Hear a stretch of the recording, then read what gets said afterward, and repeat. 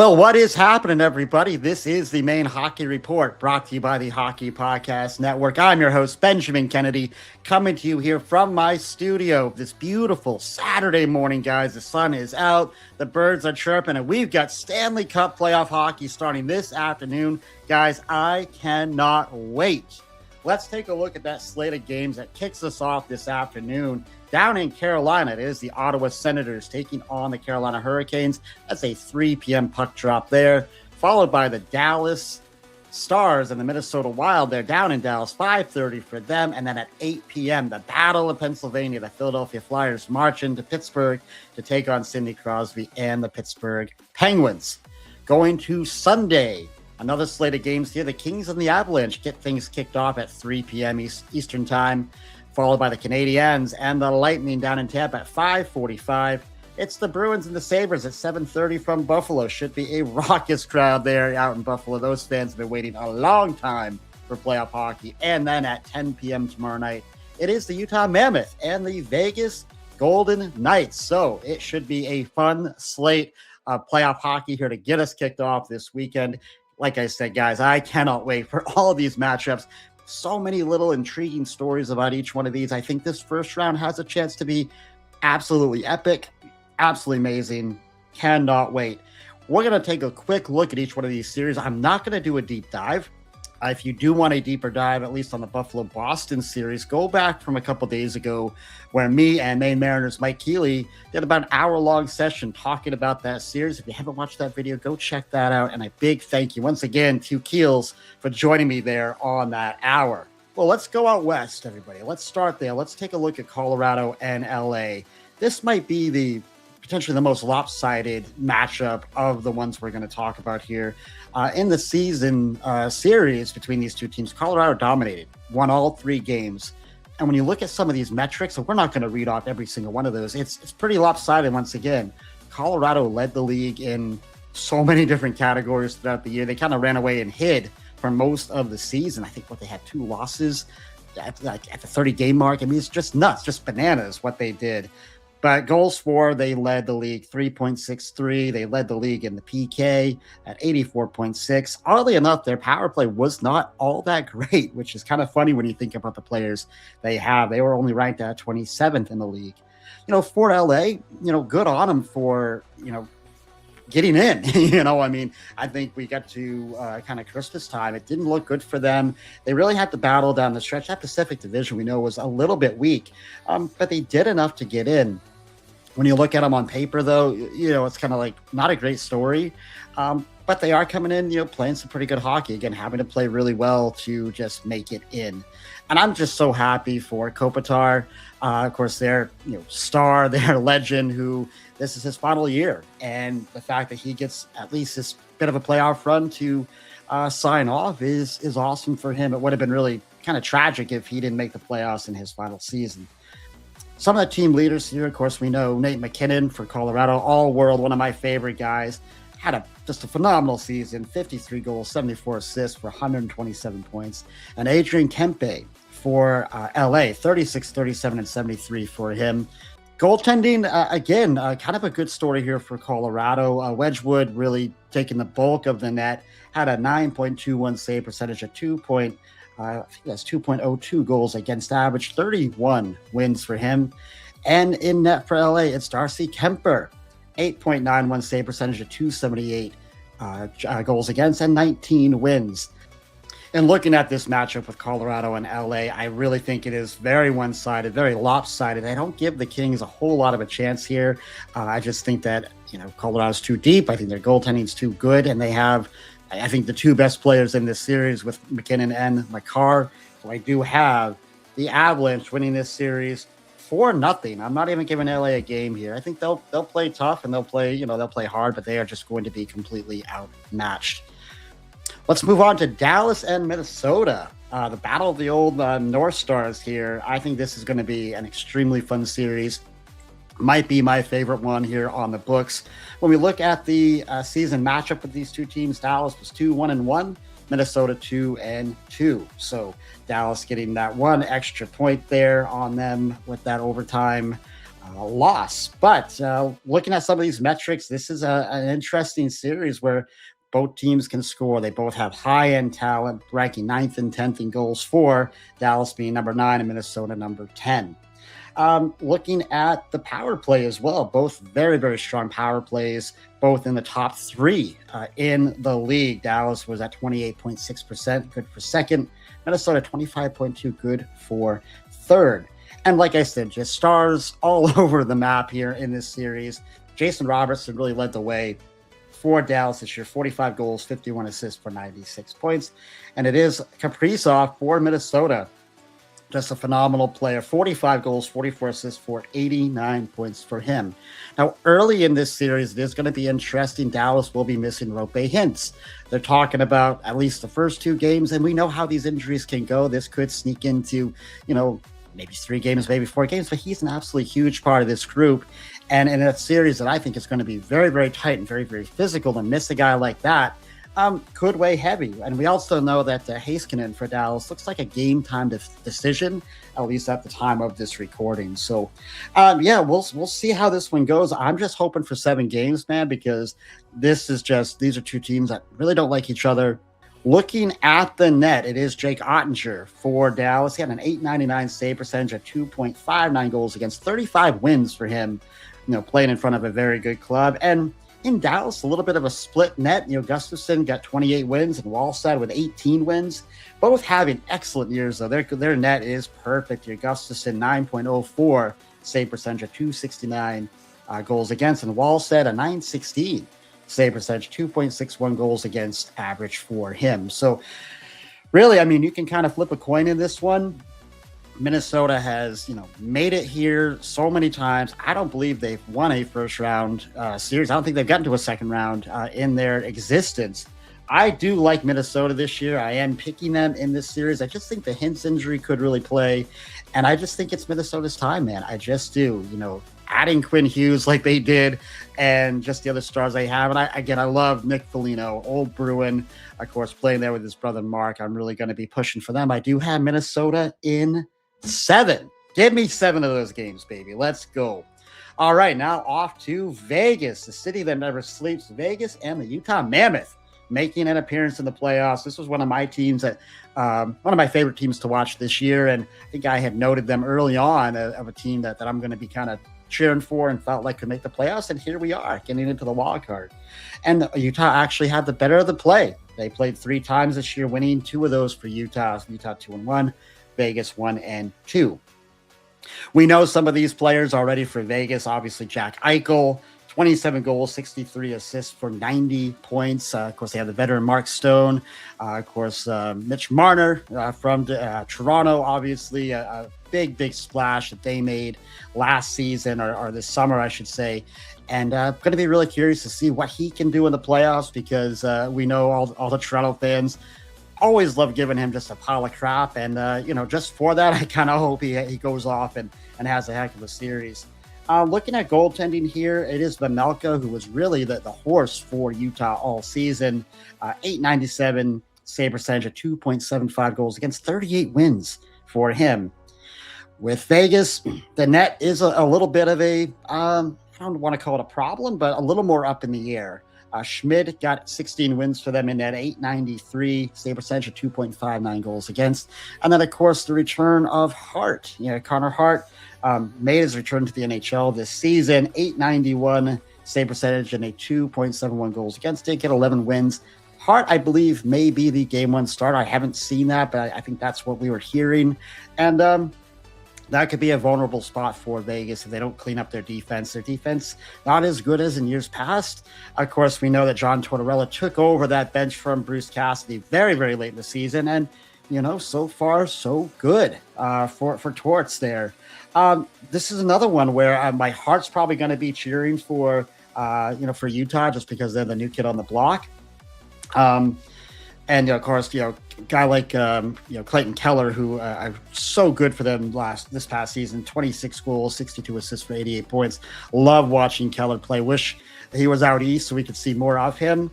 But I do like Vegas in this series. I'm picking Vegas in 6. I don't know if I have Vegas going much further than that, but I think this will be a great, first time in the playoffs for a lot of these Utah players and a good building block, stepping stone.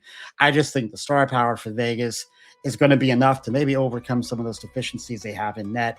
And, we'll see what we see, but I do have Vegas in 6. I probably will be cheering for Utah, though. All right, guys, and the final matchup out west, it is the Edmonton Oilers, the two-time Western Conference champions, versus the Anaheim Ducks, making it into the playoffs this year. Great story out there in Anaheim. Another series that's going to be really kind of curious to watch. Neither one of these teams are, I would say, perfect in any way. Edmonton, one of those teams, I think everybody keeps saying, they're probably done this year. They're not going to do it. But every year, they're right here, right? And when you have the star power of McDavid and Draisaitl and some of those other boys who have been there and a lot of playoff experience, here we are again. And for Anaheim, first time for a lot of these guys. Of course, they have some veterans that they brought in, but for a lot of these young players, for Anaheim, this is the first time in the playoffs. Season series, they did play 3 games, Edmonton winning 2 of those. And, of course, when we look at Edmonton, it is all about Connor McDavid, who really turned it on late in the season. 48 goals, 90 assists for 138 points. Of course, playing a good part of the last month without his running mate, Leon Draisaitl, another superstar player, of course. And McDavid really putting the team on his back and getting them, into this playoff position. We know the story with Edmonton. Goals all day, every day. 3.44 goals per game. Good for 6th in the league. And their power play, first in the league at 30.6. So if you're Anaheim, you've got to stay out of the box if you want any chance in this series. And, of course, their face-off winning percentage for Edmonton also very, very good. 52.6% with, of course, those top-end centers that they have. I think for Anaheim, again, a lot of young guys that have never been here before. So we do talk about experience. How much does that really matter? The real problem I think Anaheim's going to have is defensively. They've kind of struggled defensively. I think they have a long ways to go there to grow as a defensive unit. In net, they do have Lucas Dostal, who I think did play better later in the season, kind of got off to a rough start. Ends up with 30 wins for himself. 8.88 save percentage and a 310 goals against average. So when you put those numbers, and I know those are regular season numbers, totally get it. Playoffs are different. But man, do you like his chances against McDavid and Draisaitl, as he comes back? I'd be worried about that if I'm an Anaheim fan. Of course, Gauthier really emerged this year. Of course, the kid that came from Philadelphia, 41 goals, 28 assists for 69 points there for Anaheim. And there's a real budding star. Fun kid to watch for sure. I've liked this Anaheim team all year. I've kind of been cheering for them a little bit. Just, again, seeing the new blood and seeing some of these young stars rise to the occasion. And I think this will be a great experience for them, regardless of if they win or lose. In net for Edmonton, this is another story, of course. They traded Stuart Skinner away. They brought in Tristan Jarry. That has not worked out well for Edmonton. They do have Ingram that has really taken in that. He had an .899 save percentage, 2.6 goals against, and 16 wins on the year. This is the Achilles heel, though, for Edmonton. Do they have enough in net, and can they defensively, do enough to not just have to outscore their problems, which has gotten them in trouble? Maybe they miss Stuart Skinner in this series, oddly enough. We will see. I do have Edmonton winning this series, though. I have it in 5 games. Give Anaheim a game there, but I think Edmonton just too deep, too strong, too much experience. And, of course, Draisaitl does look like he is coming back for this series. I believe he's going to be in uniform for Game 1. So should be a lot of fun to see. But I do have Edmonton in 5. So it's Colorado, Minnesota, Vegas, and Edmonton out west. All right, guys, let's go out east and take a look at these 4 matchups. All sorts of fun ones here. We're going to start with Carolina and Ottawa. Ottawa getting in as that wild card team, 2nd year in a row for the Sens getting in. They really turned it on late to earn that spot. It was such a tight race out east. Of course, teams like the Islanders and the Detroit Red Wings that were all kind of right there in the mix, losing out. And of course, we'll talk a little bit about Philadelphia here too, another team that really earned their way in. But Carolina and Ottawa, listen, Carolina, a team that's kind of always right there, right? They're always a kind of a favorite in the East, and they've just never been able to get over the hump. I mean, they've unfortunately ran into over these years, Tampa's run to a couple of cups, and then of course Florida over the past 3 years been so good and so strong. Maybe this is Carolina's year to do it. We'll see. Season matchup here, Carolina 2-1 over Ottawa. And just, again, metrically, some of these metrics for Carolina are just amazing. This is the best offensive Carolina team we've seen in a while. I mean, they added Ehlers and, Aho, again, having another great year, 27 goals, 53 assists for 80 points. But, Carolina's always been known for the defense and goaltending, but they can score the puck quite a bit better this year. And Ehlers has really been a big part of that. We know that Carolina is a shot-heavy team. It's not so much about quality shots, it's quantity shots for them. They just pepper the net. And so, if you're Ottawa, you really have to be mindful of that. Ullmark is going to have to be absolutely sharp for the Sens if they want any chance here. Let's take a look at goaltending. Two former Boston Bruins here, but Linus Ullmark at .891 save percentage, 2.73 goals against 28 wins, and had certainly a up and down year.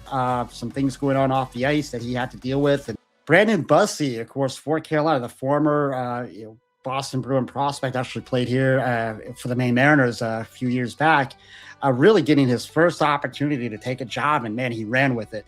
Numbers second half of the year got a little bit lighter for him, but ended up with an .895 save percentage of 2.47 goals against 31 wins. And just, watching this kid come up through our system, I'm just so happy that he's getting this opportunity. But we talk about experience. He's never been here before, and this is another kind of Achilles heel that we talk about for Carolina. Is it going to be their net that fails them? We'll see what Bussi can do. I'm really cheering for the kid. I hope he can play out and play well. Whether they win or lose, I hope he can be a big part of that on a positive for Carolina. Listen, we know that the details for Carolina are always so tight. Their power play, their specialty teams, always very, very good. Top 5 in the league in their power play, 24.9. And their PK was around 80.5%. That was good for 11th. Metrics here for Ottawa, not as good. Their PK down near the bottom of the league, 29, 75.7. But they did have a top 10 power play because they do have some goal scorers here. And really good down the center of the ice. Their face-off winning percentage for Ottawa, 54.5%. Good for second. Tim Stuzle, one of their stars, really came out this year, 34 goals, 49 assists for 83 points, and stayed relatively healthy this year, which was great for the group. And, this is just a team that battled. They were way down. You go back to 2 months ago, I don't think we had Ottawa any place near the playoffs, but they battled through that really tough East and got in. Despite that, I am picking Carolina. I picked them way back in September to win the East, so I kind of have to stick with them, but I am picking the Carolina Hurricanes in 6 games. I do think Ottawa's going to make it tough. I think that the way Ottawa plays, this might be the worst matchup for Carolina. All right, guys, let's take a look at the Battle of Pennsylvania. Pittsburgh Penguins and the Philadelphia Flyers, 2 teams I did not have in the playoffs this year, both making me look silly and getting in. Pittsburgh turning back the clock with their offense this year, guys. 3.54 goals per game. That was good for 3rd in the league. And Sidney Crosby, ageless wonder, man. We are so blessed to continue to watch this guy play. 29 goals this year, 45 assists for 74 points. Doesn't seem to age, man. Does not seem to age. It's so great to see him. This is a hockey fan, to see him back in the playoffs. I said it this summer that I thought the only significant game he would play this year would be in the Olympics. And man, I couldn't have been more wrong about that. And, any of my Western PA friends can, give me all the shit they want to about that. I certainly deserve it. But great to see this team back in, man. It's going to be a lot of fun. Seeing Philadelphia get in, man. This is a team that really have to fight their way through that Eastern Division or that Metro Division, I should say. And earned it. They earned everything here, getting in and getting that spot, getting that 3rd spot in the Metro. But when you look at Philly's numbers, you kind of question how in the world is this a playoff team? Some of their metrics, not great. Special teams, not great. Goal scoring, bottom 3rd of the league. Goals against, I would say, okay, they were top 10 there, 2.91 goals against. They did play pretty well on that front. But none of those other metrics scream playoff team. They just, again, fought their way through with, of course, new head coach Rick Tocchet, really changing the culture, changing the energy there. Just great to see it. He is definitely a Jack Adams candidate. I think it's going to come down to him and Lindy Ruff for that award. But yeah, let's talk about goaltending a little bit. Another former Bruins goaltender here, Danny Vladar, really stepped up and took that job. And thankfully for Philly, because they needed something. They needed something in net. Vladar able to answer the bell. A .906 save percentage, a 2.42 goals against, 29 wins for this guy. Was kind of a throwaway in Calgary, lost his backup role there. And, good on Philly for picking him up, giving him the opportunity. And again, so great to see him running with it. For Pittsburgh, when we look at their net for them, it is a little bit of a mixed bag, a little bit like Edmonton. They, of course, bring in Stuart Skinner. They have Arthur Shelovs there as well, and they kind of split the net throughout the year. It'll be curious to see how they play through that, who gets to start and who gets hot. Skinner, for all the crap he gets, right? He was a game away from a Stanley Cup out in Edmonton. Played really well in the playoffs, so maybe that playoff experience is something that Pittsburgh can lean on with him. Skinner, an .885 save percentage, 2.99 goals against, 12 wins for him. Seelovs, .888 and a 3.07 goals against, 19 wins for him. This is really a series, I think, kind of a flip of a coin, because while I like Pittsburgh's offense, I do think they kind of outscore their problems a little bit. They gave up 3.15 goals per game. And we know in the playoffs, defensively, things get tight. The physicality is going to ramp up. You don't have as much time and space, especially in a series quite like this.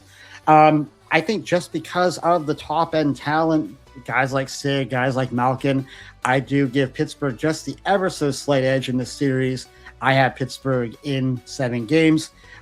Going to be a lot of fun, though. And I really, truth be told, wouldn't be surprised if Philly found a way to pull this one out. But again, I just think the Sydney factor really plays here. And another really fun series that I cannot wait to watch, the Tampa Bay Lightning and the Montreal Canadiens. The Canadiens getting in for the 2nd straight season and just really emerging. This is going to be a team that's going to be a problem for a very, very long time in the Atlantic Division. And I think they're one of the teams, a little bit like Philly, I would say, is when they're in the playoffs, everything's a little bit better. It just feels right, to have Montreal in. They've done this the right way. They've taken a long approach. They went through the draft. They acquired, those draft picks, and they went out and added pieces like Dobson and things like that over the years. And they just have guys that have really developed, and just been an amazing run for them this year. Now, again, 2nd year in a row for them, so they do have a little bit of experience, but you're going up against a Tampa Bay team that has all the experience in the world, has the Stanley Cups to prove it. But yeah, looking at some of the metrics, not really surprises here. Tampa, very, very strong offensively and defensively, as we know. Special teams, quite good as well for them, especially on the defensive side. Montreal's another team that does kind of outscore their problems. I think defensively, this is where Montreal might get into some trouble. Some of those defensive details do, leave something to be desired, I would say. But offensively, 3.4 goals per game. That was good for 7th for Montreal. They're about middle of the pack defensively, giving up 3.06. Power play was very good for them at 23.1%. That was good for 10th in the league. Again, middle of the pack defensively on that PK. And really good at faceoff dot, 51%. That was good for 11th. So some of those young Sun-Imagn really emerging there for Montreal. Cole Caulfield, 50 goals on the year. I think the first time they've had a 50-goal score. It's been quite some time. So good on Caulfield. He is just having so much fun. I think he actually had 51 goals on the year, but just having fun and really just been a hard guy to stop. But it was Nick Suzuki that led the way in points, 29 goals, 72 assists for 101 points for him. And when we look at Tampa, guys, obviously a lot of very recognizable names and guys that just continue year in and year out to deliver, starting with Nikita Kucherov, 130 points this year, 44 goals, 86 assists. Jake Gensel stayed really hot as well, 38 goals for him. Brandon Hagel, 36 goals. Darren Radish coming kind of, I don't want to say out of no place, but 70-point season for him. So really getting some great contributions up and down that lineup. Braden Point, 50 points, only played in 63 games for him, but a lot of depth here on this team. We know a big story, though, for Tampa is Victor Hedman. I don't believe will be playing in this series. There's been a lot of reports that maybe he comes back for the first round, maybe he doesn't. Yes, he's had a tough year. Getting a little bit older, maybe he has lost a step, but he is the captain, and he's a huge part of that room. So, we'll see how Tampa manages that. They've been managing it for a while, so we will see. In net, of course, it is Vasilevsky, another just brilliant season for him. 39 wins, 2.31 goals against, and a 912 save percentage. Again, ageless. This guy is just ageless how he continues to do this. And Dobish in net for Montreal. Looks like he's going to be the game one starter. 901 save percentage at 278 goals against, 29 wins for him. We know that for Montreal, they have the young kid Fowler, who's probably the guy long-term, but Dobish giving this team a chance.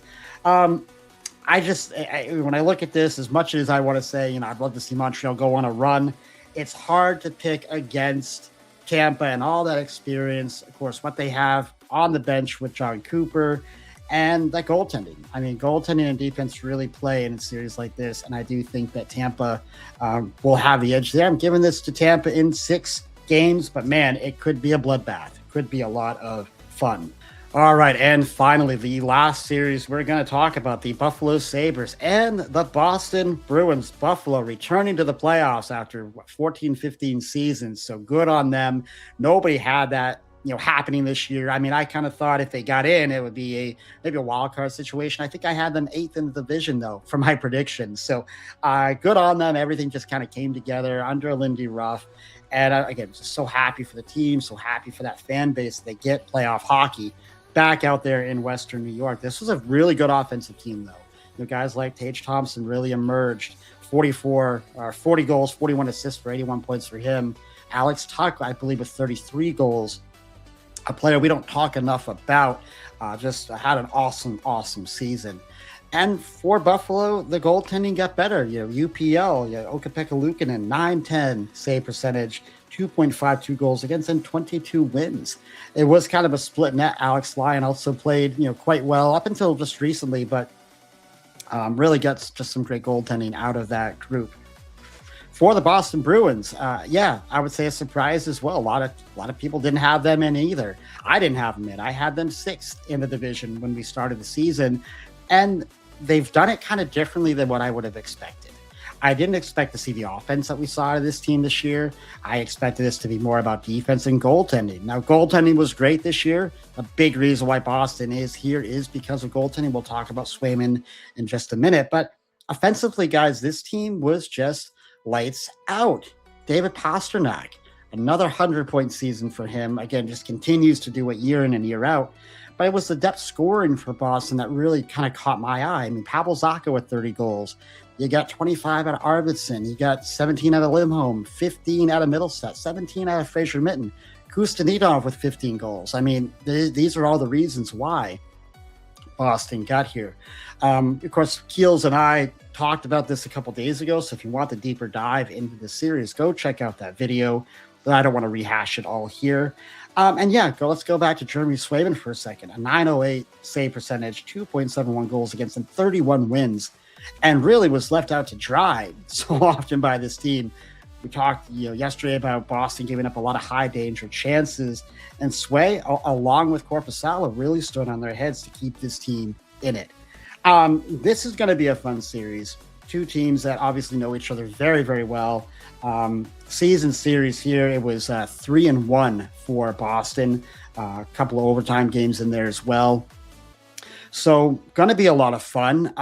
This is another one. I think you flip a coin, even though it's, the number 1 seed versus a wild card. I think it's much closer than people are maybe giving Boston credit for here, right? But kicking off tomorrow, I am picking the Boston Bruins to win this series.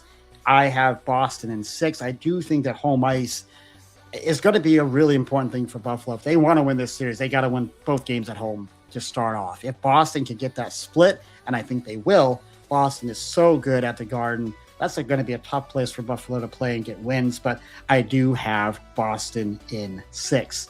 So Carolina, Pittsburgh, Tampa, and Boston are my picks here in the Eastern Conference. Guys, thank you so much for watching and listening today. I do appreciate that. If you haven't hit the like and subscribe button, please go ahead and do that. Enjoy the hockey this weekend, guys, and until next time, be kind, show love, and God bless.